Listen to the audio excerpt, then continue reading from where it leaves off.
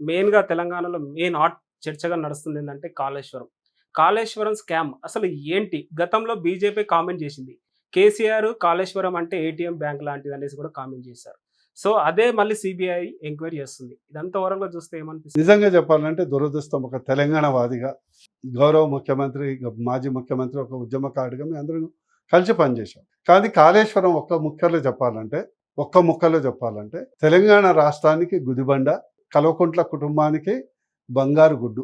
In short ఎందుకు నేను చెప్తున్నా అంటే, ఈరోజు ఇంజనీర్స్ డే కూడా యాదృచ్ఛికంగా తెలుసు కదా, మన మోక్షగుండ విశ్వేశ్వరయ్య గారి యొక్క జన్మదిన సందర్భం. ఎందుకు చెప్తున్నా అంటే, నేను ఎప్పుడు బిలీవ్ చేస్తాను, నేను కేవలం రాజకీయ నాయకుడిని కాదు, ఒక ఉద్యమకారుడికి ప్లస్ ఒక సామాజిక దృక్పథం.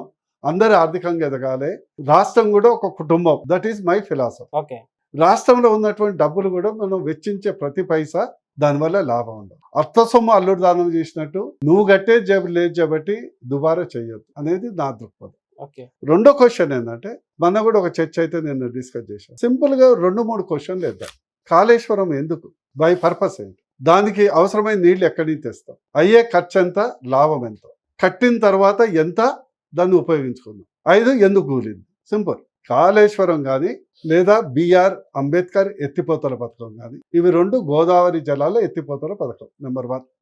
ఓకే. పేర్లు ఏం పెట్టాను, గతంలో దాని పేరు అంబేద్కర్ ఎత్తిపోతల ఉండే, కేసీఆర్ గారు దానికి కాళేశ్వరం పెట్టారు. నెంబర్ 1. నెంబర్ 2 ఉద్దేశం ఏంటి, గతంలో కొన్నిసార్లు బాబ్లీ మహారాష్ట్రలో ప్రాజెక్ట్ కట్టాక ఎస్ఆర్ఎస్పి ఏదైతే గోదావరి మీద ఉందో నీళ్ళ వసతి తగ్గుతుంది, అదే గోదావరి ఉపనది అయినటువంటి ప్రాణహితలు ఎక్కువ ప్రాజెక్టులు లేవు, ఆ నీళ్ళని ఇక్కడ మళ్ళించి ఉపయోగించుకోవాలి.